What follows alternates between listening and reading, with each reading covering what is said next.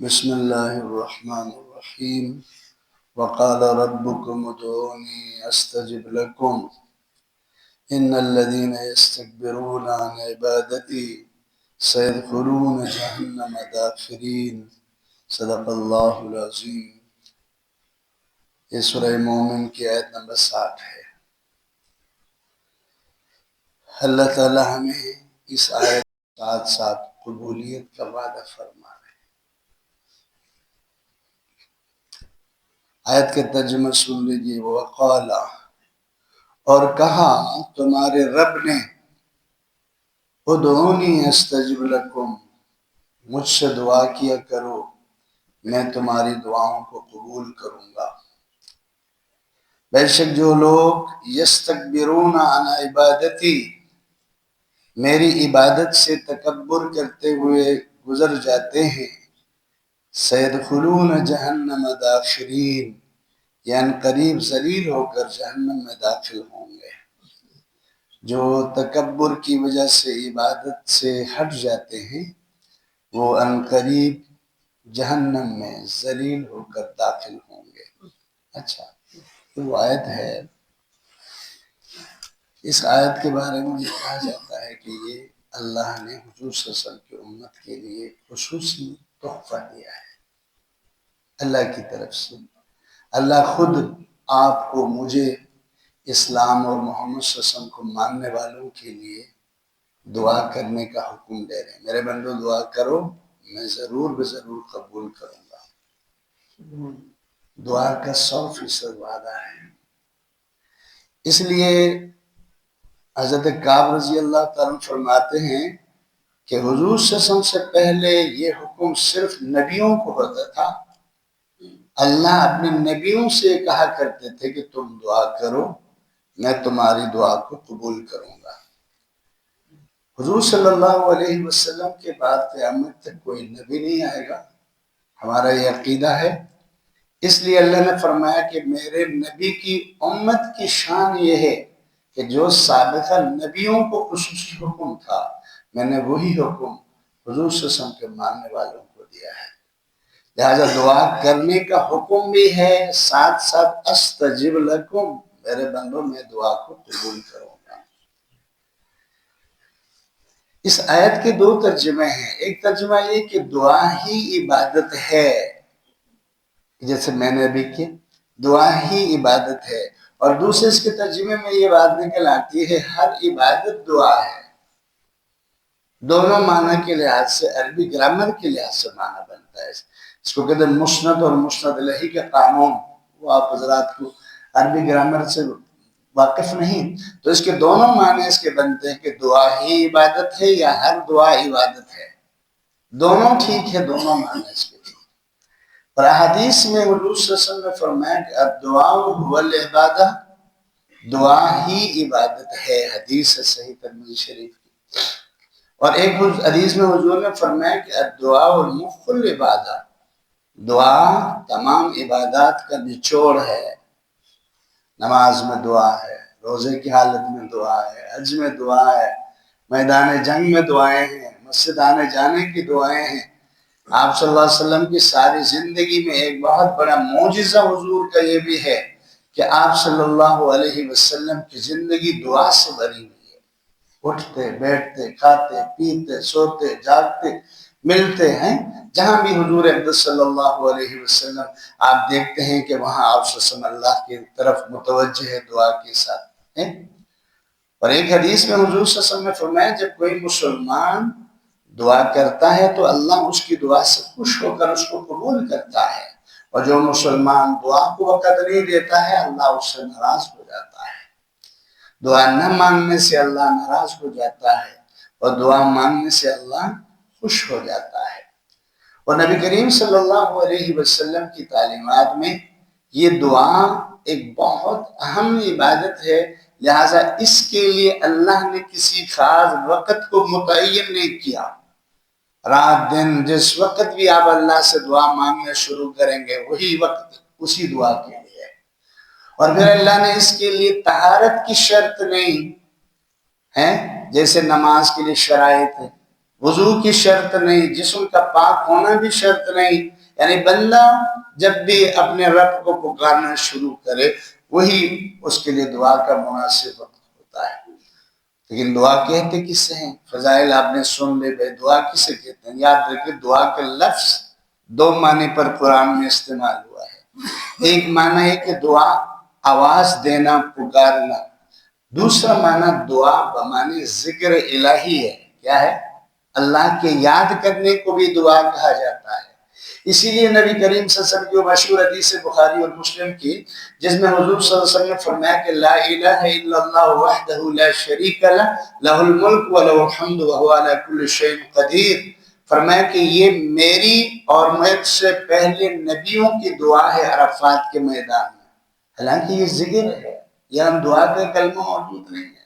تو اس لیے علماء کہتے ہیں کہ دعا بمعنی ذکر بھی ہے، دعا بمعنی پکار بھی ہے، دونوں اللہ تعالیٰ کے احکامات ہیں۔ اللہ کو یاد رکھنا بھی محمود ہے، حکم ہے یا ایھا الذین آمنوا اذکروا اللہ ذکرا کثیرا، اے لوگوں کثرت کے ساتھ اللہ کو یاد رکھو۔ اور دوسرا کیا ہے؟ پکارنا۔ کب پکارنا ہے؟ یاد رکھو آپ کی چھوٹی بڑی ضرورت جو بھی پیش آئے، اللہ یہ چاہتے ہیں سب سے پہلے اپنی ضرورت کو، اپنی حاجت کو میرے سامنے رکھ کر مجھے آواز دو، مجھ سے مدد مانگو۔ حضرت انس کی روایت ہے، حضور صلی اللہ علیہ وسلم نے فرمایا کہ اللہ سے ہر چیز کی دعا کیا کرو، یہاں تک کہ اگر تمہارے جوتے کا تسمہ ٹوٹ جائے تو جوتے کا تسمہ بھی اللہ سے مانگو۔ یہ ڈائریکٹ الفاظ ہے، میں شروع کر رہا تھا۔ ابن کثیر نے اس روایت کو نقل کیے مسلم شریف کے حوالے سے کہ بھئی جوتے کا تسمہ بھی اگر آپ کو جو نہیں مل رہا ہے تو آپ اس کو بھی اللہ سے مانگیں، یہ اللہ چاہتے ہیں۔ اور سب سے بڑی بات ہے کہ جب ہم اور آپ اللہ کے سامنے اپنی حاجت کو پیش کرتے ہیں تو ہمارے عبدیت کا اظہار ہوتا ہے۔ اللہ جی ہم تیرے بندے ہیں، تیرے محتاج ہیں۔ اللہ ہم تیرے بندے ہیں، تیرے محتاج ہیں۔ جب تک تیری مدد، جب تک تیری نصرت، تیری رحمت ہماری طرف متوجہ نہیں ہوگی، ہمارے کام نہیں بنیں گے۔ عاجزی انکساری دعا کے وجود کے اندر ہے۔ اسی لیے کہتے ہیں کہ اللہ تعالیٰ کو بندے بہت سارے مواقع پر بہت اچھے لگتے ہیں۔ وہ جب دعا کے لیے کوئی اکیلے ہاتھ اٹھا کر اللہ کی طرف متوجہ ہے نا، وہ اللہ کو بہت اچھا لگتا ہے۔ اللہ اس سے بہت پیار کرتے ہیں، اللہ اس کو بہت پسند کرتے ہیں۔ لیکن کیا کریں؟ مجبوری ہماری یہ کہ ہم نے دعائیں چھوڑ دی ہے۔ ہم نے دعاؤں کا اہتمام بہت کم کیا ہے۔ آپ نے دیکھا حضور صلی اللہ علیہ وسلم نے بدر کی رات ساری رات دعا کر کے گزار دی، احد کی رات دعائیں ہو رہی ہیں، آپ صلی اللہ علیہ وسلم کے رات کی دعائیں، دن کے وقت اوقات کی دعائیں، حضور صلی اللہ علیہ وسلم بہت زیادہ کثرت کے ساتھ دعا کرتے تھے۔ تو ہمیں جو نا بھئی صرف فرضوں کے بعد ایک رسمی سی دعا ہم کرتے ہیں، حالانکہ فرضوں کے بعد دعا کیا ہے؟ یاد رکھو یہ کوئی فرض اور واجب دعا نہیں ہے، یہ کوئی سنت مؤکدہ بھی نہیں، ایک مستحب ہے کہ حد تک ہے۔ لیکن فرضوں کے بعد انفرادی دعا، آپ کی ذاتی دعا، مولوی صاحب کی نہیں، آپ کی اپنی دعا، وہ اللہ کے نبی کی سنت ہے۔ ہر فرضوں کے بعد اللہ کے نبی دعا کے لیے اٹھاتے تھے اپنے ہاں، اور انفرادی دعا ہوتی تھی۔ لیکن جب لوگوں نے دعا ہی چھوڑ دی تو علماء کرام نے کہا کہ کم از کم فرضوں کے بعد اللہ کے سامنے تو دعا کر کے جائے بھائی۔ تو دعاؤں کا اہتمام بہت ضروری ہے۔ دعا کرنے کی وجہ سے اللہ کے رحمت کے دروازے کھل جاتے ہیں، دعا کرنے کی وجہ سے اللہ راضی ہوتے ہیں، دعا کرنے کی وجہ سے اللہ تعالیٰ آپ کی میری دعا کو قبول کرتے ہیں۔ حضور صلی اللہ علیہ وسلم نے فرمایا کہ اللہ تعالیٰ جب بھی مومن ہاتھ اٹھاتا ہے، ایسا نہیں ہوتا کہ اس کے ہاتھ اٹھانے کے بعد اللہ دعا کو قبول نہ کرے۔ فرمایا کہ کبھی اللہ تعالیٰ اسی چیز کو عطا کرتے ہیں جب وہ میں اور آپ مانگتے ہیں، جو چیز آپ نے مانگی اللہ نے وہی عطا فرمائی۔ کبھی فرماتے ہیں اللہ کسی مصلحت کی وجہ سے جو آپ نے چیز مانگی ہے اس کو عطا نہیں کرتے، اللہ اس کا متبادل عطا کرتے ہیں۔ متبادل عطا کرتے، آپ نے پیسے مانگے اللہ نے آپ کو اولاد عطا فرمائی، آپ نے اولاد عطا کی اللہ نے آپ کو جو نا اور کوئی چیز عطا فرمائی، متبادل عطا کرتے ہیں۔ لیکن اگر وہ چیز بھی نہیں ملی، متبادل بھی نہیں ملی، تو اللہ تعالیٰ اس دعا کو خصوصی طور پر آخرت کے لیے رکھ لیتے ہیں۔ جب اعمال نامہ میں تمہاری دعاؤں کی خوبصورت نیکیاں آئیں گی، اس وقت آپ کی دعا، آپ کی تمنا یہ ہوگی کہ ہے کاش دنیا میں میری ایک بھی دعا قبول نہ ہوتی، آج سارے جو نہ یہاں جو کچھ مجھے مل رہا ہے یہ اللہ آخرت کے لیے رکھ لیتا ہوں۔ تو دعا کا اہتمام ہو، دعا کی وجہ سے آپ کی بندگی، ابدیت اور آپ کی بندگی جو اللہ کو بہت زیادہ پسند ہے، اس کے تقاضے ظاہر ہوتے ہیں۔ تو دعاؤں کو بڑے کثرت کے ساتھ اللہ سے مانگنے کی ضرورت ہے۔ اب دعا کی قبولیت کی شرائط اس آیت میں نہیں ہے۔ ایک حدیث آتی ہے ترمذی شریف میں، حضور صلی اللہ علیہ وسلم نے فرمایا ایک بندہ سفر کے لیے نکلتا ہے، گردآلود ہو کر وہ اللہ کو پکارنے لگتا ہے اپنی کسی ضرورت کے لیے، لیکن اللہ کے نبی نے فرمایا اس بندے کا کھانا بھی حرام ہے، اس کا پہننا بھی حرام ہے۔ تو حضور صلی اللہ علیہ وسلم نے فرمایا کہ جب اس کے پورا بدن حرام سے پل رہا ہے فَأَيْنَ يُسْتَجَابُ لَهَا، تو ایسے بندے کی جو حرام کھاتا ہے، حرام پیتا ہے، حرام چیز کا استعمال کرتا ہے، کیسے اس کی دعا قبول ہوگی؟ اس لیے علماء کہتے ہیں کہ حلال کھانے والے کی دعا کو اللہ جلدی قبول کرتے ہیں، ورنہ کافروں کی دعاؤں کو بھی اللہ رد نہیں کرتے۔ کافر کی بھی دعا قبول ہوتی ہے، مسلمان کی دعا ہوتی ہے، مسلمان کی تو ایک شان ہے، اس وجہ سے اللہ اس کو عطا کرتے ہیں، اور کافر کو تو اللہ تعالیٰ چلو بھائی اس کو دے دو، فرشتوں کو تو اس کو دے دو جو کچھ مانگ رہا ہے، کیونکہ اللہ کے دشمن ہیں، اللہ ان کی دعا کو رد نہیں کرتے۔ تو دعا کے لیے حلال کھانا بہت ضروری، اور کچھ اوقات ایسے ہیں ان اوقات میں دعا کی قبولیت کی 100% گارنٹی ہے۔ مثال کے طور پر آپ تہجد کی نماز کے لیے اٹھتے ہیں رات کو، رات کے آخری پہر کی جو دعائیں ہیں یہ انتہائی مقبول دعائیں ہیں، اور مکہ مکرمہ میں ملتزم ہے، مطاف ہے، عرفات کے، مینا میں، مزدلفہ، ان مقدس مقامات کی دعائیں بھی حدیث میں مقبول ہے، اور حضور اقدس صلی اللہ علیہ وسلم کے ریاض الجنت میں مانگی ہوئی دعاؤں کی، اور وہاں خصوصاً ایک ستون کا نام ہے اسطوانہ عائشہ صدیقہ، اسطوانہ عائشہ صدیقہ، اس کے سامنے دعا کر کے اللہ سے مانگنے سے بڑی قبول ہو جاتی ہے۔ اور جب بھی آپ اور میں دعا کریں تو اس یقین کے ساتھ دعا کریں کہ میری اس دعا کو اللہ ضرور قبول کریں گے، کیونکہ دعا کی قبولیت کے دار و مدار آپ کے اور میرے اللہ کی ذات پر کامل یقین سے ہے۔ تو یقین یہ حکم ہے جو دعا مانگتے ہیں اللہ اس کو قبول کریں گے۔ آج امت کو دعاؤں کی بڑی ضرورت ہے۔ آپ دیکھ رہے ہیں کہ بھئی کئی دنوں سے لوگ پورے ملک میں، باہر کی دنیا میں، حرمین شریفین میں بارشوں کے لیے دعا کی جا رہی ہے، دعا قبول نہیں ہو رہی۔ اللہ تعالیٰ کو راضی کرنے کی ضرورت ہے دعاؤں کے ذریعے، لیکن جب بھی دعا آپ اور میں کریں گے اللہ تعالیٰ اس دعا کو ضائع نہیں کریں گے۔ تو اللہ تعالیٰ ہمیں کثرت کے ساتھ اپنے حاجات اور ضروریات اللہ کے سامنے رکھ کر دعا مانگنے کی توفیق اور ہمت عطا فرمائے۔